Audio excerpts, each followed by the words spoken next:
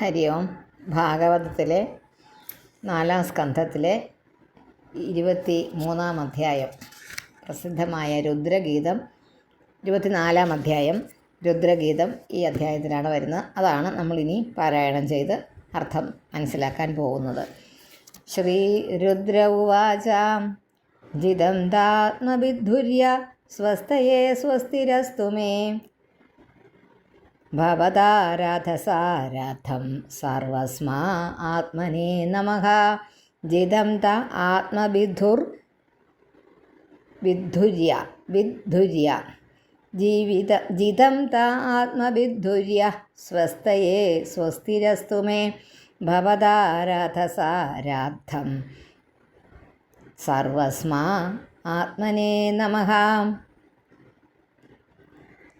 ഈ പരമജ്ഞാനികളുടെ ആനന്ദസിദ്ധിയാണ് അങ്ങയുടെ ഉത്കർഷം എന്ന് പറയുന്നത്. പരമജ്ഞാനികളുടെ ഉയർച്ചയാണ് അങ്ങയുടെ ലക്ഷ്യം. എനിക്ക് മംഗളം ഭവിക്കട്ടെ. പരമാനന്ദ സ്വരൂപനായ അങ്ങയാൽ അതാരാ? രുദ്രൻ പറയുന്നതാണ്. ആരോട്? മഹാവിഷ്ണുവിനോട്. അത് മറക്കരുത് കേട്ടോ. എപ്പോഴും രുദ്രഗീതം നമ്മൾ വായിക്കുമ്പോഴും സ്മരിക്കുമ്പോഴും രുദ്രഗീതം എന്ന് പറയുന്നതിനെക്കുറിച്ച് ആരോടെങ്കിലും പറഞ്ഞു കൊടുക്കുമ്പോഴും ഒക്കെ ഓർത്തിരിക്കേണ്ട ഒരു ഒറ്റ കാര്യം, രുദ്രൻ അതായത് മഹാദേവൻ മഹാവിഷ്ണുവിനെ വാഴ്ത്തി സ്തുതിക്കുന്നതാണ്. അത് സ്വയം പറയുന്നതാണ്. അത് രുദ്രൻ എന്താ? അങ്ങയുടെ ഉത്കർഷം. ആരുടെ ഉത്കർഷം? മഹാവിഷ്ണുവിൻ്റെ ഉത്കർഷം പരമജ്ഞാനികളുടെ ആനന്ദസിദ്ധിക്ക് വേണ്ടിയിട്ടുള്ളതാണ്. എനിക്ക് മംഗളം ഭവിക്കട്ടെ. രുദ്രൻ തന്നെ പറയുക, മഹാദേവൻ തന്നെ പറയുക, എനിക്ക് മംഗളം ഭവിക്കട്ടെ, എനിക്ക് നല്ലത് വരട്ടെ. പരമാനന്ദ സ്വരൂപനായ ആനന്ദ സ്വരൂപനാണ് ഭഗവാൻ. അതെല്ലാവർക്കും അറിയാം അല്ലേ? ആനന്ദ ചിന്മയ ഹരേ, ആനന്ദ ചിത്തനാണ്. അപ്പോൾ അദ്ദേഹം അങ്ങയാൽ സർവവും സദാ പ്രാപ്തമാണ്. അങ്ങയാൽ പ്രാപ്തമല്ലാത്തതായിട്ട് ഒന്നും തന്നെ ഇല്ല. അങ്ങനെ എല്ലാത്തിൻ്റെ സ്വരൂപവും അങ്ങ് തന്നെയാണ്. സർവ്വ ആത്മാവും അങ്ങ് തന്നെയാണ്. അങ്ങേക്കായി നമസ്കാരം. നമഃ പങ്കജനാഭായ ഭൂതസൂക്ഷ്മേന്ദ്രിയാത്മനെ വാസുദേവായ ശാന്തായ കൂടസ്ഥായ സ്വരോചിഷേ. പങ്കജനാഭനാണ് സൂക്ഷ്മേന്ദ്രിയ ആത്മാവിൻ്റെ സൂക്ഷ്മവും സ്ഥൂലവുമുണ്ട്. അതായത് സൂക്ഷ്മമായ ഇന്ദ്രിയാത്മാവുമായ അങ്ങയ്ക്ക് നമസ്കാരം. പിന്നെ എന്നതാ? ശാന്തനാണ്, കൂടസ്ഥനാണ്, സ്ഥിരമായിട്ടുള്ള ചഞ്ചലമില്ലാത്ത അവസ്ഥ ഉള്ളവനാണ്. സ്വരോചിസും വാസുദേവനുമായ അങ്ങയ്ക്ക് നമസ്കാരം. സംഘർഷണായ സൂക്ഷ്മായ ദുരന്തായ അന്ധകായ ച നമോ വിശ്വപ്രബോധായ പ്രദ്യുമ്നായ അന്തരാത്മനെ. ഒന്നും ഇതിനകത്ത് തിരുത്താനൊന്നുമില്ല, വായിച്ചു പോയാൽ മതിയേ.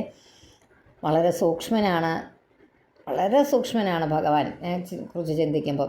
ദുരന്തനും അന്തകനും സംഘർഷനുമായ അങ്ങയ്ക്ക് നമസ്കാരം. അതുപോലെ ലോകത്തിന് മുഴുവൻ പ്രബോധനം ചെയ്യുന്നവനും അന്തരാത്മാവും പ്രദ്യുമ്നനുമായ അങ്ങയ്ക്ക് നമസ്കാരം. ആ നമസ്കാരത്തിൻ്റെ രീതി അങ്ങനെ അങ്ങ് പറഞ്ഞു പോവുകയാണ്. അത് അർത്ഥം ഇങ്ങനെ പറഞ്ഞു നമുക്ക് പോകാം. നമോ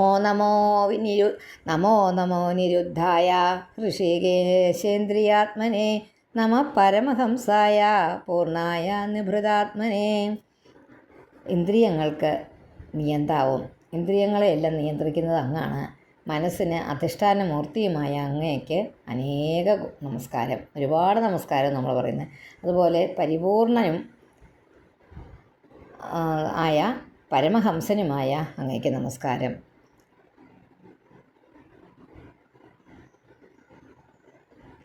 അതിനകത്ത് അനിരുദ്ധായ നമോ അനിരുദ്ധായ ഋഷികേശേന്ദ്രിയാത്മനെ. അനിരുദ്ധന് സംഘർഷണ, അങ്ങനെ ആ ഒരു കാര്യം. പ്രദ്യുമ്നായ അനിരുദ്ധ, അത് ആ ഭഗവാന്റെ മഹാവിഷ്ണുവിനെ സ്തുതിക്കുമ്പോഴൊക്കെ ഈ 3 പേര് കൂട്ടത്തിലുള്ളതാണ് കേട്ടോ. ഭഗവാന്റെ കൂടെ തന്നെ അനിരുദ്ധൻ പ്രദ്യുമ്നൻ വരും.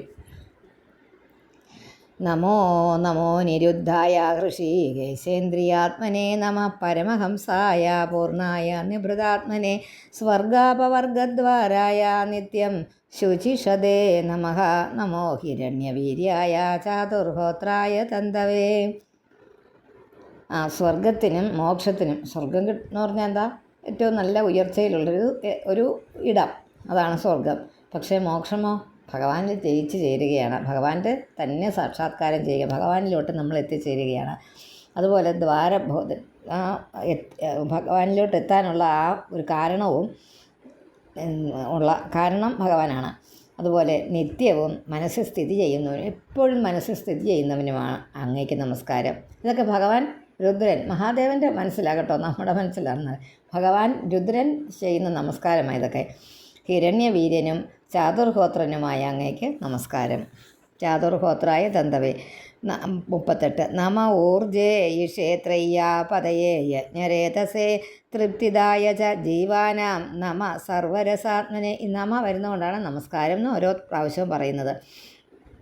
നമ ഊർജ ക്ഷേത്രയ്യ പതയേ യജ്ഞരേതസേ തൃപ്തിദായ ച ജീവാനാം നമ സർവരസാത്മനെ. പിതൃക്കൾക്കും ദേവന്മാർക്കും എല്ലാം അന്നസ്വരൂപനായിട്ട്, പിന്നെ വേദരക്ഷകനായിട്ട്, അതുപോലെ തന്നെ രൂപനുമായിരിക്കുന്ന ചന്ദ്രൻ്റെ രൂപത്തെ ധരിച്ചിരിക്കുന്നവനുമായ അങ്ങയ്ക്ക് നമസ്കാരം.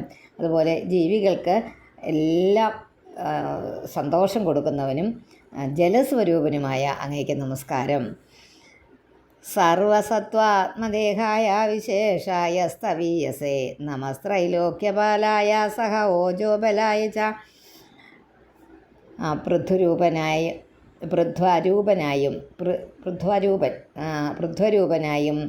ഭൂമിപുരൂപനായും സർവതത്വാത്മദേഹനായും വിരാട് ദേഹനായും പ്രവർത്തിക്കുന്ന വേദരക്ഷകനായും മനസ്സ്, ഇന്ദ്രിയങ്ങൾ, ശരീരം, ഇവിടെയൊക്കെ ഈ കാര്യങ്ങളുടെയൊക്കെ ശക്തി സ്വരൂപനാണ്. എന്തിൻ്റെയൊക്കെ? മനസ്സിൻ്റെ, ഇന്ദ്രിയങ്ങളുടെ, ശരീരത്തിൻ്റെയൊക്കെ ശക്തി സ്വരൂപനും അങ്ങാണ്. പിന്നെ ഈ ലോകം മുഴുവൻ, ഈ ത്രിലോകത്തെ പാലിക്കുന്നവനും അതുപോലെ വായു സ്വരൂപനുമായ അങ്ങേക്ക് നമസ്കാരം. ഓരോന്നും ഇങ്ങനെ പറയുക കേട്ടോ, അതുകൊണ്ട് ഞാൻ അർത്ഥം ഇങ്ങനെ തന്നെ പറഞ്ഞു പോവുക. അർദ്ധലിംഗായ നഭസേ നമോന്തർബഹിരാത്മനെ നമ പുണ്യായ ലോകായ അമുഷ്മൈ ഭൂരിവർച്ചസേ. അകം പിന്നെ വെളിയിൽ, അകത്തും പുറത്തും എന്ന വ്യവഹാരത്തിന് ആലംബമായും ശബ്ദഗുണത്തിൽ കൂടി പദാർത്ഥങ്ങളുടെ പരക്കൽ, എവിടെയൊക്കെ പരക്കാവുന്ന ആകാശസ്വരൂപനുമായ അങ്ങേക്ക് നമസ്കാരം. അങ്ങ് വ്യാപിക്കുകയല്ലേ, അത് എല്ലായിടത്തോട്ടും വ്യാപിക്കുന്ന ആ ഒരു പ്രക്രിയ, അതിനും ഒക്കെ ശബ്ദം എന്ന് പറയുന്നത്, നമ്മൾ ശബ്ദം എന്ന് പറയുന്നത് കേൾക്കുമ്പോൾ ഒരിടത്ത് മാത്രമല്ല ശബ്ദം കേൾക്കുന്നത്, ഇച്ചിരി ദൂരെ നിൽക്കുന്ന ആൾക്കും ആ ശബ്ദം കേൾക്കരുതോ? അതെങ്ങനെയാണ് വ്യാപിക്കുന്നത്? വായുവിൽ കൂടി വ്യാപിക്കുന്നെന്ന് നമ്മൾ പറയല്ലേ എന്ന് പറഞ്ഞ പോലെ, അത് ആ പദാർത്ഥങ്ങളുടെ ജ്ഞാപകവും ആകാശസ്വരൂപനുമായ അങ്ങേക്ക് നമസ്കാരം. മഹത്തായ വലിയ തേജസ്സോട് കൂടിയവനും പുണ്യ ഉള്ളവനും സ്വർഗസ്വരൂപനും, സ്വർഗത്തിൻ്റെ സ്വരൂപം എന്താണ്? ഭഗവാനാണ്, അതായത് മഹാവിഷ്ണുവാണ്. ആ അങ്ങേക്ക് നമസ്കാരം. മഹാദേവൻ അങ്ങ് ഉള്ളഴിഞ്ഞ് പ്രാർത്ഥിക്കുകയാണ്, നമസ്കരിക്കുകയാണ് മഹാവിഷ്ണുവിനെ. പ്രവൃത്തായ നിവൃത്തായ പിതൃദേവായ കർമ്മണി നമോ ധർമ്മവിഭാഗായ മൃത്യവേ ദുഃഖദായ ച. പ്രവൃത്തനും നിവൃത്തനും, പ്രവൃത്തി ചെയ്യുന്നവനും നിവൃത്തി ചെയ്യുന്നവനും, അതായത് കർമ്മസ്വരൂപനും പിതൃദേവനും ഒക്കെയായ അങ്ങേക്ക് നമസ്കാരം. പിന്നെ അധർമ്മ ഫലസ്വരൂപനും, അധർമ്മത്തിന് അതിൻ്റേതായ ഫലം കിട്ടും, ധർമ്മത്തിനും അതിൻ്റേതായിട്ടുള്ള ഫലം കിട്ടും. ദുഃഖപ്രദനുമായ മൃത്യുരൂപനായി സ്ഥിതി ചെയ്യുന്ന അങ്ങേക്ക് നമസ്കാരം. മൃത്യുരൂപനായിട്ടും അങ്ങ് സ്ഥിതി ചെയ്യുന്നുണ്ട്, അതുകൊണ്ട് അങ്ങേക്ക് നമസ്കാരം.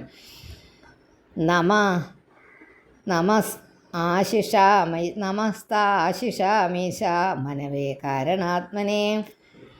നമോ ധർമായ ബൃഹദേ കൃഷ്ണായ ഗുണ്ഡമേധസേ. ഇതൊരു നമ്മൾ സ്തുതി ചൊല്ലുന്ന പോലെ അങ്ങ് ഓർത്താൽ മതി കേട്ടോ. അതപ്പം ഭഗവാനെ സ്തുതിക്കുക എന്നുള്ള, മഹാദേവൻ വിഷ്ണുവിനെ സ്തുതിക്കുകയാണെന്ന് മാത്രം നിങ്ങൾ കരുതിയാൽ മതി വായിക്കുമ്പോൾ. ഈശ ആശിസ്സുകൾക്ക് കാരണസ്വരൂപനുമായും മനുവുമായ അങ്ങ്, അത് മനു എന്ന് പറഞ്ഞാൽ ആരാണെന്ന് അറിയാമല്ലോ? ലോകത്തിലെ ആദ്യത്തെ പുരുഷനാണ് മനു. മനുവുമായ അങ്ങേക്ക് നമസ്കാരം. ധർമ്മസ്വരൂപനും ജ്ഞാനശക്തിക്കെല്ലാം സമ്പന്നനുമായ ശ്രീകൃഷ്ണ ഭഗവാന് നമസ്കാരം. കൃഷ്ണായ ആകുണ്ഠ മേധസ്സ എന്ന് എഴുതിയിരിക്കുന്നതുകൊണ്ടാണ് കൃഷ്ണ സ്വരൂപൻ, ഭഗവാൻ ശ്രീകൃഷ്ണ ഭഗവാന് നമസ്കാരം. പുരാണ പുരുഷം സഖ്യം യോഗം എന്നിവയുടെ പ്രവർത്തകനുമായ അങ്ങയ്ക്ക് നമസ്കാരം. ശക്തിത്രയ സമേതായ മീഡുഷേഹം കൃതാത്മനേ പുരുഷ, അതിന് മുമ്പത്തേനകത്ത് ഒരു ലൈനും കൂടി ഉണ്ട്. പുരുഷായ പുരാണായ സാഖ്യ യോഗേശ്വരായ ച, സാഖ്യ യോഗം എന്നിവയുടെ പ്രവർത്തകനുമായ അങ്ങേക്ക് നമസ്കാരം. പുരാണ പുരുഷനാണ് സാഖ്യയോഗം, അത് അറിയാവുന്നവനാണ്. സാധാരണ യോഗം അതിൻ്റെ പ്രവർത്തകനായ അങ്ങേക്ക് നമസ്കാരം. ശക്തിത്രയ സമേതായ മേടുഷേഖം കൃതാത്മനേ ചേത ആകൂതിരൂപായ നമോ വാചോ വിഭൂതയേ. ശക്തിത്രയ സമേതനും അഹങ്കൃതാത്മാവും ശ്രീരുദ്രമൂർത്തിയുമായ അങ്ങേക്ക് നമസ്കാരം. അതായത് രുദ്രമൂർത്തി അങ്ങാണ് എന്നാണ് മഹാദേവനോട് പറയുന്നത്. ജ്ഞാന ക്രിയാശക്തി സ്വരൂപനും ശാസ്ത്രയോനിയുമായ അങ്ങേക്ക് നമസ്കാരം. ഇങ്ങനെ ഒരുപാട് കാര്യങ്ങൾ ഇതുപോലെ തന്നെ അതാ അർത്ഥം പെട്ടെന്ന് പോകുന്നത്, വേറെ ഒന്നും പറയുന്നില്ല. അത് ഇങ്ങനത്തെ ഏത് സ്വരൂപമാണോ അത് മഹാദേവൻ്റെ നാവിൽ വരുന്ന അതേ രുദ്രൻ്റെ നാവിൽ വരുന്ന എന്തോ അതങ്ങ് പറഞ്ഞു പോവുകയാണ്. സ്നിഗ്ധ പ്രാവൃഡ്ഘനശ്യാമം സർവസൗന്ദര്യ സംഗ്രഹം. അതിന് മുമ്പ് ഒരു ശ്ലോകം കൊണ്ട് 44. ദർശനം നോ ദിദൃക്ഷൂണാം ദേഹി ഭാഗവതാർച്ചിതം രൂപം പ്രിയതമം സ്വാനാം സർവേന്ദ്രിയ ഗുണാഞ്ജനം. ഭക്തന്മാർക്ക് എത്രയും പ്രിയപ്പെട്ട അതും പിന്നെ എല്ലാ വിഷയങ്ങളെയും പ്രകാശിപ്പിക്കുന്നവനും അങ്ങയുടെ രൂപത്തെ കാണാനായിട്ട് ഇച്ഛിക്കുന്ന ഞങ്ങളെപ്പോലുള്ളവർക്ക് പരമഭക്തന്മാരാൽ സൽക്കരിക്കപ്പെട്ട ദർശനം തന്ന് അനുഗ്രഹിക്കുക. അങ്ങ് ദർശനം തന്ന് അനുഗ്രഹിക്കുമോ എന്ന് പറയുകയാണ്. സ്നിഗ്ധപ്രാവൃഘനശ്യാമം സർവസൗന്ദര്യ സംഗ്രഹം ചാർവായത ചതുർബാഹും സുജാത രുചിരാനനം. വർഷകാലത്തെ ആ സ്നിഗ്ധമേഘം എന്ന് പറഞ്ഞാൽ നനവുള്ള മേഘം പോലെ ശ്യാമളവർണ്ണനും എല്ലാ സൗന്ദര്യങ്ങളുടെയും സാരസംഗ്രഹമാണ് ഭഗവാൻ. 4 മനോഹര ദീർഘബാഹുക്കളോട് കൂടിയതും 4 കൈകളാണ് ഭഗവാനുള്ളത് അല്ലേ. ശംഖചക്ര ഗദാപത്മം ധരിച്ചിരിക്കുന്ന ആ കൈകളോട് യഥോചിതമായ അവയവ വിന്യാസത്താൽ വളരെ മനോഹരമായ മുഖം ചേർന്നതുമായ അങ്ങയുടെ രൂപം ഒന്ന് കാണിച്ച് തരിക. പത്മകോശപലാശാക്ഷം സുന്ദരഭ്രൂ സുനാസികം സുദ്വിജം സുഖപോലാസ്യം സമകർണവിഭൂഷണം. ആ ഭഗവാന്റെ രൂപവർണ്ണനയാണ് ഇവിടെ പറയുന്നത്. താമരയുടെ ഇതള് പോലെ വിശാലമായ ആ നേത്രം, സുന്ദരമായ നേത്രമുള്ളവനും അതുപോലെ നല്ല വടിവൊത്ത നല്ല വളഞ്ഞ പുരികങ്ങളും ഉള്ളതും പിന്നെയോ ഉന്നത നാസിക യുക്തവും നല്ല ഉയർന്ന മൂക്ക്, അതുപോലെ നല്ല പല്ലുകൾ, ദന്തങ്ങൾ, പിന്നെ നല്ല സുന്ദരമായ കപോലങ്ങൾ, അത് കവിളുകൾ, അതുപോലെ അത് കുണ്ടല ശോഭിതവുമായ അല്ലേ നല്ല ഭംഗിയുള്ള കുണ്ടലങ്ങളൊക്കെ അണിഞ്ഞ് ഭംഗിയുള്ളതായ മുഖത്തിന് ചേരുന്ന കുണ്ടലങ്ങളുടെ ശോഭിതമായ ആ സ്വരൂപം ഞങ്ങൾക്കൊന്ന് കാണിച്ചു തന്നാലും. പ്രീതി പ്രഹസിതാപാംഗമങ് അളകൈരൂപശോഭിതം. അവിടെ ഒന്ന് നിർത്തിക്കോണേ. പ്രീതി പ്രഹസിതാപാംഗം അളകൈരൂപശോഭിതം. പാംഗം അളകൈരൂപശോഭിതം ആക്കണം. പ്രീതി പ്രഹസിതാപാംഗം അളകൈരൂപശോഭിതം ലസത് പങ്കജകിഞ്ചൽക്ക ദുകൂലം മൃഷ്ടകുണ്ടലം. വളരെ സന്തോഷം കൊണ്ട് ചിരിക്കുന്നോ എന്ന് തോന്നുമാറുള്ള ആ കണ്ണുകളിൻ്റെ കടക്കണ്ണുകൾ, കണ്ണിൻ്റെ അറ്റത്ത് അവിടെ വരുമ്പോഴാ ചിരിക്കുന്നോ എന്നാണ്. കണ്ണുകളിൽ മാത്രം നോക്കിയാൽ അറിയാം ആൾ ചിരിക്കുകയാണോ എന്ന്. കടക്കണ്ണിൻ്റെ അവിടെ ശകലം ഒരു കുഞ്ഞായിട്ടിരിക്കും. അങ്ങനെ ആ ചൂർണ്ണ കുന്തളങ്ങളാൽ ചുരുണ്ട മുടികളാൽ ശോഭിതവും അതുപോലെ പ്രകാശിക്കുന്ന താമര അല്ലികളില്ലേ, താമരയുടെ ആ നടുക്കുള്ളത്, അതിൻ്റെ അതുപോലെ മഞ്ഞയായ പട്ടുടുത്തതും നിർമ്മല കുണ്ടലങ്ങൾ ധരിച്ചതും. പിന്നെ പറയാം അടുത്ത 48. സ്ഫുരത് കിരീടവലയഹാര നോപുരമേഖലം ശംഖചക്ര ഗദാപത്മ മാലാമണി ഉത്തമർദ്ധിമത്. ശോഭിക്കുന്ന കിരീടം, വളകൾ, മുത്തുമാലകൾ, ചിലങ്കകൾ, പിന്നെ അരഞ്ഞാണം എന്നിവയോട് കൂടിയതും, പിന്നെ ശംഖം, ചക്രം, ഗദാപത്മം, അതുപോലെ തന്നെ കഴുത്തിലെ മാലകൾ, വളരെ ഉത്തമ രത്നങ്ങൾ എന്നിവയാൽ അസാധാരണമായ ഭംഗിയുള്ളത്, ശോഭയുള്ളതുമായ അതും അടുത്ത ലൈനിന് സിംഹ സ്കന്ധ ത്വിഷോ ബിഭ്രത സൗഭഗ ഗ്രീവ കൗസ്തുഭം. സൗഭഗ കഴിഞ്ഞൊരു കോമ ഇട്ടു. സൗഭഗ ഗ്രീവ കൗസ്തുഭം ശ്രീയാനപായിന്യാക്ഷിപ്ത, അവിടെ നിർത്തുക. നികഷാശ്മോ രസോല്ലസത്. നികഷാശ്മോ രസോല്ലസത്. നികഷാശ്മോ നികഷാശ്മോ നികഷാശ്മോ രസോല്ലസത്. ശ്രീയാനപായിന്യാക്ഷിപ്ത നികാശാശ്മോ രസോല്ലസത്. അവിടെയൊക്കെ കോമ ആയിട്ടാണ്.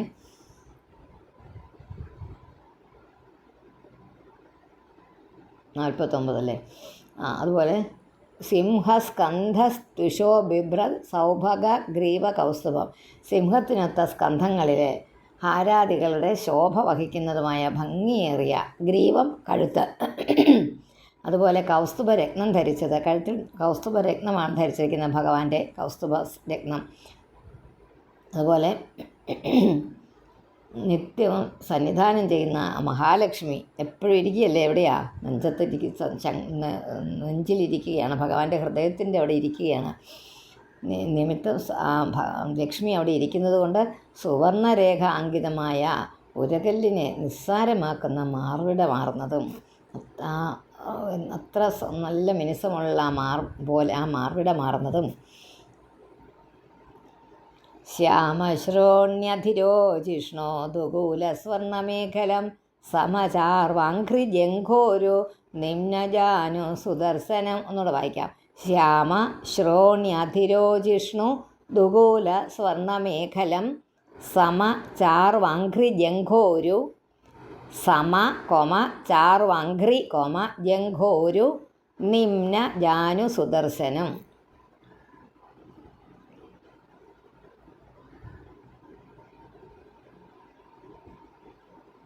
ഒരെണ്ണം വിട്ടുപോയി. പൂരരേചക വായിച്ചല്ലേ? ഇല്ല. പൂരരേചക സംവിഘ്ന വലിവൽഗുദളോദരം പ്രതിസംക്രാമയത് വിശ്വം നാഭ്യാവർത്ത ഗഭീരയാ. പൂരരേചക അത് ശ്വാസോച്ഛ്വാസത്തിൽ ഇളകുന്ന വലയത്തോടു കൂടിയ അതും അരയാലില പോലുള്ള ഉദരമാർന്നതും വലിവൽഗുദളോദരം ദളോദരം അതുപോലെ ആലിലയ്ക്ക് ഒത്തുന്ന ഉദരവും ചുഴി പോലെ ഗംഭീരമായ നാഭിയിലൂടെ വിശ്വത്തെ ഉള്ളിലേക്ക് ആക്കുന്നുവോ എന്ന് തോന്നും വിധം കാണപ്പെട്ടതും ഉണ്ടോ. പൂരരേചക സംവിഘ്ന വലിവൽഗുദളോദരം പ്രതിസംക്രാമയത് വിശ്വം. ആ വിശ്വം മുഴുവൻ തന്നിലേക്കാകും. നാഭി ആവർത്ത ഗഭീരയ, അകത്തോട്ട് വലിക്കുന്ന പോലെ ചുരുള് പോലെ ഇരിക്കുന്ന ആ പാദ കേശാദി പാദ വർണ്ണനം തന്നെയാണിത് കേട്ടോ. ഇന്നത്തെ പ്രത്യേകതയുണ്ട്. കേശാദി പാദമാണ്. കേശാദി പാദത്ത് മുകളിൽ നിന്ന് താഴോട്ടാണ് വർണ്ണിക്കുന്നത്. ശ്യാമശ്രോണ്യധിരോജിഷ്ണോ ദുകൂല സ്വർണമേഖലം സമചാർവാഘ്രി ജംഘോരോ നിമ്നജാനു സുദർശനം. കറുപ്പ് നിറം ചേർന്ന അരയിൽ ഏറെ ശോഭിക്കുന്ന മഞ്ഞപ്പട്ട്. കറുപ്പ് നിറമാണല്ലോ, ഒരു നീല കളറാണെന്ന് പറയുന്നുണ്ടല്ലേ. ഒരു ഭഗവാന്റെ നിറം കായാമ്പൂ വർണ്ണൻ എന്നാണ് പറയുന്നത്. അതിന് നമ്മൾ പറയും ഇപ്പോൾ കോൺട്രാസ്റ്റിങ് കളറാണ് മഞ്ഞപ്പട്ട്. അത്ര ഭംഗിയായിട്ട് ശോഭിക്കുന്ന അത് മുകളിൽ ഉടുത്തിട്ട് സ്വർണ്ണ മേഖല, സ്വർണം കൊണ്ടുള്ള അരഞ്ഞാണ്, മുകളിലൊരു അരപ്പട്ട ധരിച്ച് സമ്മോഹനങ്ങൾ എല്ലാവരെയും അത്യധികം മോഹിപ്പിക്കുന്നതായ പാദങ്ങൾ, ജംഘകൾ, തുടകൾ, അതിൽ അധികം ഉന്നതമല്ലാത്ത മുട്ടുകൾ, ഒരുപാട് ഇങ്ങനെ ഉയർന്നു നിൽക്കുന്ന കൂർത്തു നിൽക്കുന്ന മുട്ടൊന്നും അല്ല, ഭഗവാന്റെ നല്ല മിനുമിനുത്ത ഉരുണ്ട മുട്ട എന്നിവ ചേർന്നതും ആ ഭംഗിക്ക് വേണ്ടിയിട്ടുള്ള എല്ലാ കാര്യങ്ങളും പറഞ്ഞു വെച്ചിട്ടുണ്ട്. നമ്മുടെ ഭാവന ഇത് ചിത്രീകരിച്ചെടുത്താൽ മതി.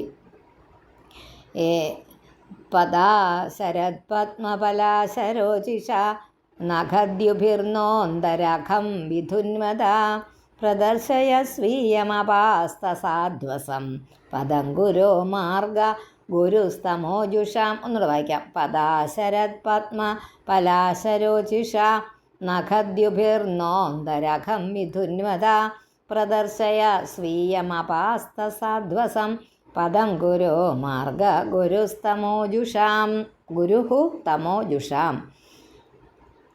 നഖത്തിൻ്റെ കാന്തിയാണ് പറയുന്നത്. ഞങ്ങളുടെ ആ നഖത്തിൻ്റെ കാന്തിയാൽ ഞങ്ങളുടെ ഉള്ളിലുള്ള അജ്ഞാനമാകുന്ന ഇരുട്ടിനെ നശിപ്പിക്കുന്നതും, അതുപോലെ മഞ്ഞുകാലത്തുള്ള താമരയുടെ ദളം പോലെ ശോഭിക്കുന്ന ആ പാദം, ഭയങ്കര സോഫ്റ്റായിട്ടുള്ള ആ പാദങ്ങൾ, മൃദുവായിട്ടുള്ള ആ പാദത്താൽ ഭക്തന്മാരുടെ സർവ ഭയങ്ങളെയും നശിപ്പിക്കുന്നതുമായ അങ്ങയുടെ ആ സ്വരൂപത്തെ ശരണമായി കാണിച്ചു തരിക. ഞങ്ങൾക്കൊന്ന് ശരണം പ്രാപിക്കാനായിട്ട് ഒന്ന് കാണിച്ചു തരിക.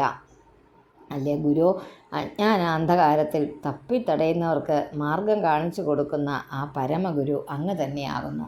മഹാദേവൻ മഹാവിഷ്ണുവിനെക്കുറിച്ച് പറയുന്നതാണ്. തം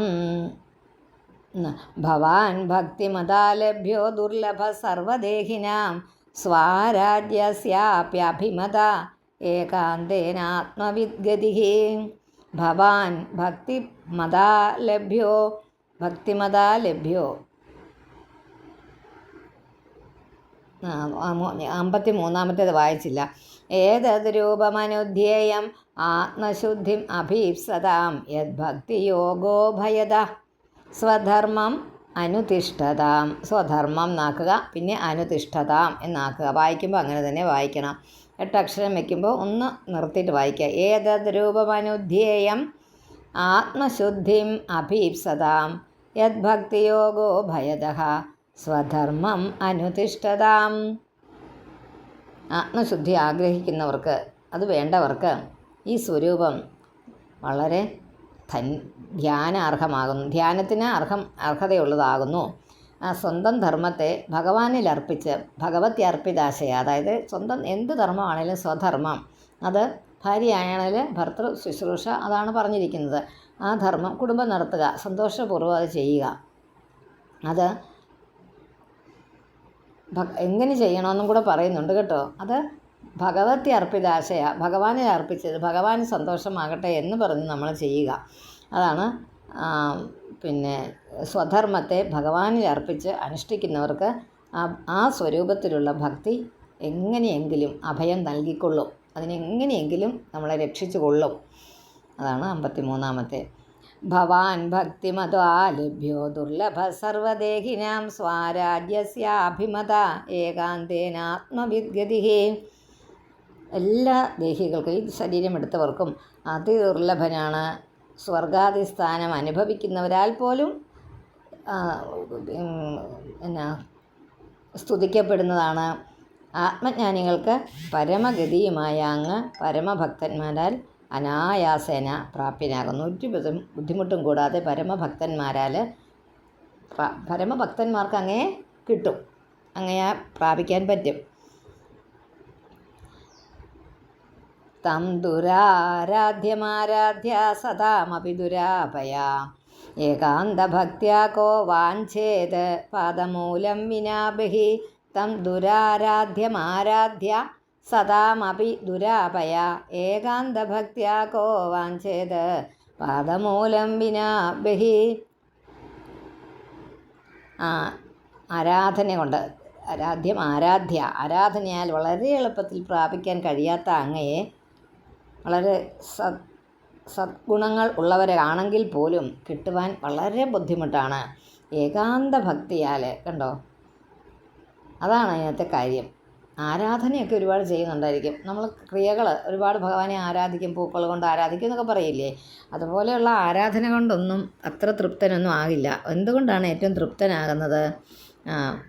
ഭഗവാന് ഭക്തി, അതാണ് ഏറ്റവും. ഏകാന്ത ഭക്തിയാൽ ആരോടും പറയാതെ ഏകാന്ത ഭക്തന്മാരായിട്ടുള്ള ആൾക്കാരുണ്ട്. ആർക്കും അറിഞ്ഞുകൂടാ അവർ ഇത്രയധികം ഭക്തന്മാരാണെന്ന്. അത് കാട്ടിക്കൂട്ടാനൊന്നും അല്ലാത്തത് കൊണ്ടാണ്. അങ്ങനെയുള്ളവരെ ഭഗവാൻ തിരഞ്ഞു പിടിക്കും, അവരുടെ അടുത്ത് എത്തുകയും ചെയ്യും. ഏകാന്ത ഭക്തിയാൽ ആരാധിച്ച് ഭഗവത് പാദമല്ലാതെ മറ്റൊന്നിനെ ആരാഗ്രഹിക്കുന്നത്? ആരാണ് വേറെ ഒന്നിനെ ആഗ്രഹിക്കുന്നത്? അത്രയും ഭക്തരായിട്ടുള്ള ആൾ. എത്ര നിർവിഷ്ടമരണം കൃതാന്തോ നാഭിമന്യതേ വിശ്വം വിധ്വംസയൻ വീര്യ ശൗര്യ വിസ്ഫൂർദിത ഭ്രുവ. അവിടെ ഒരു വീര്യ കഴിഞ്ഞൊരു കോമ ഇടറേ. എത്ര നിർവിഷ്ടമരണം കൃതാന്തോ നാഭിമന്യതേ വിശ്വം വിധ്വംസയൻ വീര്യ ശൗര്യ വിസ്ഫൂർദിത ഭ്രുവാം. ശൗര്യം വീര്യം ഇങ്ങനെയൊക്കെ ഉള്ളവയാൽ ഈ കാലൻ എന്ന് പറയുന്ന, അതായത് നമ്മുടെ ധർമ്മദേവന് ഒരു ചെറിയ ഒരു പുരിക ചലനത്താൽ ലോകം മുഴുവൻ നശിപ്പിക്കുന്നവനാണ്. വേണമെങ്കിൽ കാലൻ എന്ന് പറഞ്ഞാൽ എല്ലാം നശിപ്പിക്കുന്നവനാണെങ്കിലും അങ്ങയിൽ അങ്ങയുടെ ഭക്തനാണെങ്കിൽ, അങ്ങയിൽ ആത്മസമർപ്പണം, എൻ്റെ ആത്മാവ് അങ്ങയിൽ സമർപ്പിച്ചിട്ടുള്ളവനാണെങ്കിൽ എങ്ങനെയാ തൻ്റെ അടിമയായി ഒരിക്കലും കരുതുകയില്ല. കാലൻ എല്ലാവരെയും തൻ്റെ അടിമയായിട്ടാണ് കരുതുന്നത്. പക്ഷേ അങ്ങയുടെ ഭക്തരെ കാലൻ തൊടുകയില്ല. നമ്മൾ കണ്ടിട്ടുണ്ടല്ലേ, പല കഥകളിലും കണ്ടിട്ടുണ്ടത്. നാരായണ എന്ന് വിളിച്ചെടുത്ത് അവർ വരുന്നത് അജാമളൻ്റെ അടുത്ത് നാരായണ എന്ന് എങ്ങനെ വിളിച്ചതാ? ആഹവാദ് ആകുലേന്ദ്രിയ, അത് ആകുലത്തോടു കൂടി വളരെ ഉറക്കെ വിളിച്ചു ഭഗവാനെ. ദ്രൗപദി ഉറക്കെ വിളിച്ചു ഭഗവാനെ. എങ്ങനെ? കൃഷ്ണാന്ന് വിളിച്ചു. അവിടെ എത്തിയുള്ളൂ. വിളിക്കാത്തടത്ത് പോകരുതെന്ന് നമ്മൾ പറയാറുണ്ട്, വെറുതെ തമാശയ്ക്കല്ലേ നമ്മൾ പറയാറുണ്ട്. അതുപോലെ ഭഗവാന്റെ രീതി. ഭഗവാനെ പൂർണ്ണമായി ആശ്രയിക്കുന്നു എന്ന് വരുന്നിടത്ത് മാത്രമേ ഭഗവാൻ എത്തുകയുള്ളൂ. എന്നാൽ ഒരുപാട് ആരാധനകളോ അതുകൊണ്ടൊന്നും ഭഗവാൻ സന്തോഷിക്കുകയില്ല. വീണ്ടും വീണ്ടും വീണ്ടും പല ആവർത്തി പറഞ്ഞാലും ആളുകൾക്കത് മനസ്സിലാവില്ല. ഭഗവാനെ പൂർണ്ണമായിട്ട് കിട്ടണമെങ്കിൽ, ഭഗവാന്റെ അനുഗ്രഹങ്ങൾ നമുക്ക് കിട്ടിത്തുടങ്ങണമെങ്കിൽ ഭഗവാനെ പൂർണ്ണമായിട്ട് വേറെ ഒന്നിനകത്തും ഇല്ലാതെ വേറെ പലതരം കാര്യങ്ങൾ നമ്മളെ മോഹിപ്പിക്കും. എങ്കിൽ അതിനകത്തൊന്നും, അതായത് അത് ചെയ്താൽ ശരിയാകും, ഇത് ചെയ്താൽ ശരിയാകും ഒക്കെ ചെയ്യണം. എന്തിനു വേണ്ടിയാണ് അതൊക്കെ? ഭഗവതി അർപ്പിതാശയ, ഭഗവാനിൽ അർപ്പിച്ച് ചെയ്യുക എന്നാണ് പറഞ്ഞിരിക്കുന്നത്. അതുകൊണ്ട് അങ്ങനെ ചെയ്യുന്നവർക്ക് മാത്രമേ ഭഗവാനെ ലഭിക്കുകയുള്ളൂ. അല്ലാതെ വേറെ ഒന്നിനും. അത് കാലന് പോലും ഭഗവാനെ ഭയമാണ്. കാലൻ പോലും ആ ഭാഗത്തോട്ട് അടുക്കയില്ല. അങ്ങയുടെ ഭക്തന്മാരുടെ മുമ്പിൽ കാലന് പോലും അടുക്കാൻ പറ്റില്ല. അതൊരു ധൈര്യമാണ് നമുക്ക് തരുന്നതില്ലേ. അങ്ങനെ ഒരു പൂർണ്ണമായിട്ട് ആരാ പറയുന്നത്? കാലകാലാന്തൻ, അതായത് മഹാദേവനാണിത് പറയുന്നത്. മഹാദേവൻ്റെ സ്തുതിയാണ്. ആ കാലൻ പോലും, അതായത് എനിക്ക് അദ്ദേഹത്തെ ചൊൽപ്പടിക്ക് നിർത്താൻ പറ്റുന്നുണ്ട്. പക്ഷേ തൻ്റെ ഭക്തന്മാരെ ഭഗവാൻ ഒരിക്കലും കാലന് വിട്ടുകൊടുക്കുകയില്ല. അപ്പം നമുക്ക് കാലൻ്റെ സ്ഥലത്ത് പോകണ്ട അല്ലേ? നരക ആണല്ലോ കാലൻ കൊണ്ടുപോകുമെന്ന് പറയുന്നത്. കാലൻ വന്നു എന്ന് പറഞ്ഞാൽ കാലൻ ഒരിക്കലും നമ്മുടെ അടുത്ത് വരില്ല. നമ്മുടെ അടുത്ത് ആര് വരും? വിഷ്ണു പാർഷദന്മാരെത്തും അല്ലേ? വിഷ്ണു പാർഷദന്മാർ ഭഗവാനെ പോലെ തന്നെ ഉള്ള രൂപത്തിലാണ് വരുന്നത്. അപ്പം നമുക്ക് ഭഗവാന്റെ രൂപം ഏകദേശം കാണാൻ പറ്റും. എപ്പോഴും മനസ്സ് സന്തോഷമായിരിക്കുന്ന ഒരാളിന് അങ്ങനെ കാണാൻ പറ്റും, ഭഗവാനെ കാണാൻ പറ്റും. അതിനാണ് നമ്മൾ ഈ മരണശയ്യയിൽ കിടക്കുന്ന, നമുക്ക് ഏകദേശം അറിയാം അതിനൊന്നും ചെയ്യാനില്ല എന്ന് മെഡിക്കൽ സയൻസ് എഴുതിത്തള്ളി കഴിയുമ്പോൾ നമ്മൾ വീട്ടിൽ കൊണ്ടുപോയി ശുശ്രൂഷിച്ചാൽ മതി, അല്ലെങ്കിൽ നമ്മൾ ഓക്സിജൻ കൊടുത്ത് വെൻറ്റിലേറ്ററിൽ വെക്കാം എന്നൊക്കെ പറയാറുണ്ട്. അവിടോട്ടൊന്നും ഞാൻ പോകുന്നില്ല. അങ്ങനെ നമ്മുടെ വീട്ടിൽ അങ്ങനെ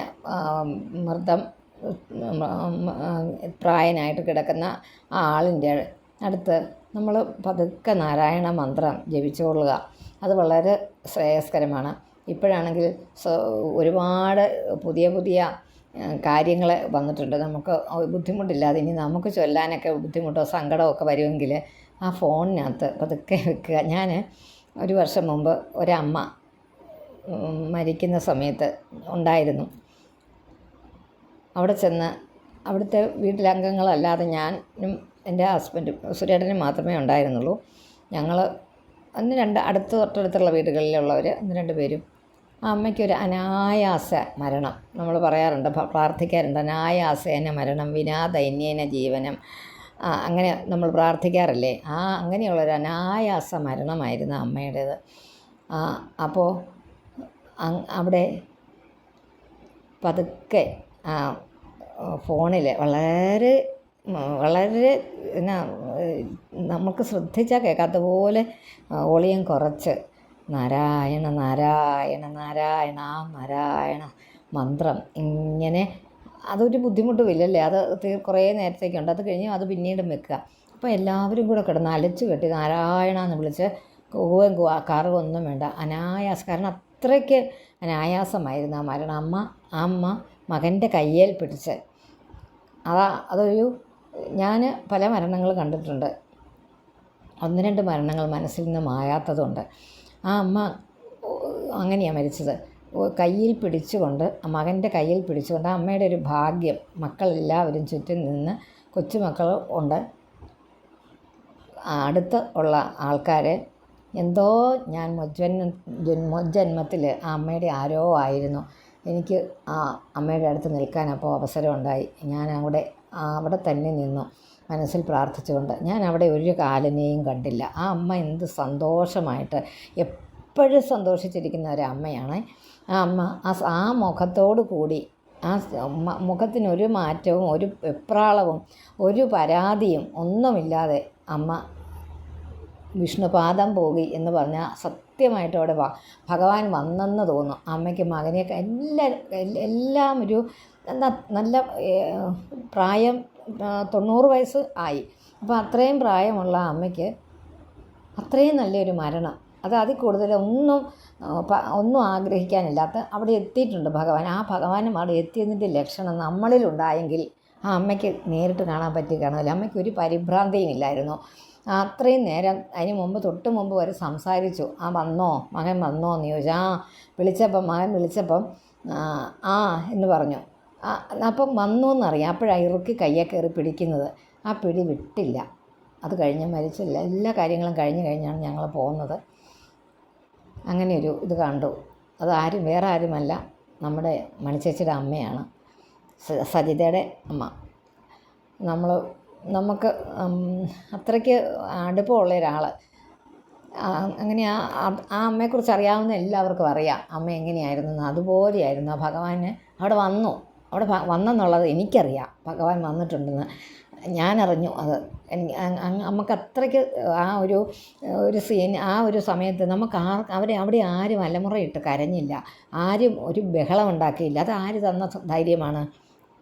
ഇത്രയും നാളെ നോക്കിയവർക്ക് എങ്ങനെയാണെങ്കിലും ഒരു ഇത് വരും അല്ലേ? അതുപോലും അവിടെ അങ്ങനെ അത് കഴിഞ്ഞതിന് ശേഷം എല്ലാവരും അങ്ങോട്ടും ഇങ്ങോട്ടും മാറിയതിന് ശേഷം അവിടെ ഇവിടെയൊക്കെ ആ സമയത്ത് എല്ലാവരും ഭഗവാനെ കണ്ട പോലെയാണ് എനിക്ക് തോന്നിയത്. അവിടെ ആ നാരായണ പതുക്കെ ആ നാരായണ വെച്ചിരിക്കുന്നത്. ഇത്രയും പറയേണ്ടി വന്നത് ഈ കാലിൻ്റെ കാര്യം കണ്ട്. നിങ്ങളാരും പേടിക്കേണ്ട. നമ്മൾ ഭാഗവതം കൈകാര്യം ചെയ്യുന്നവർ, ഭഗവാനെ കാണുന്നവർ, ഭഗവാനെ നോർക്കുന്നവരുടെ മുമ്പിൽ കാലനുണ്ടാവില്ല. അങ്ങനത്തെ ഒരു സ്വരൂപത്തിനെ നമ്മൾ വർണ്ണിച്ചൊരിടത്തും കാണിച്ചിട്ടുമില്ല. ഇങ്ങനെ ഇടയ്ക്കൊക്കെ പറയുള്ളൂ. എപ്പോഴും കൂടെ വർണ്ണനകൾ വരുന്ന ഏതാ? കേശാദിപാദ വർണ്ണനകൾ ഭഗവാന്റേതാണ്. മഹാവിഷ്ണുവിൻ്റെ പാദങ്ങൾ തൊട്ട് കേശങ്ങൾ വരെയും കേശ തൊട്ട് പാദം വരെയാണ് വർണ്ണിക്കുന്നത്.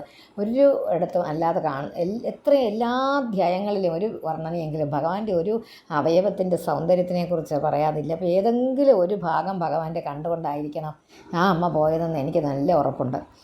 അപ്പോൾ ചിലപ്പോൾ ഒരു മയിൽപ്പീലി ആയിരിക്കാം കണ്ടത്, അല്ലെങ്കിൽ ആ മഞ്ഞപ്പട്ടിൻ്റെ ഒരു ഭാഗമായിരിക്കാം കണ്ടത്. ഞാൻ വന്നിട്ടുണ്ടെന്നുള്ള അറിയിപ്പ് തന്നിട്ട്, അല്ലാതെ അവിടെ ഒരു കാലനും വന്നില്ല. ഒരു കാലനും ആ സമയത്ത് അമ്മയുടെ അടുത്ത് വന്നിട്ടില്ലെന്ന് ഉറപ്പാണ്.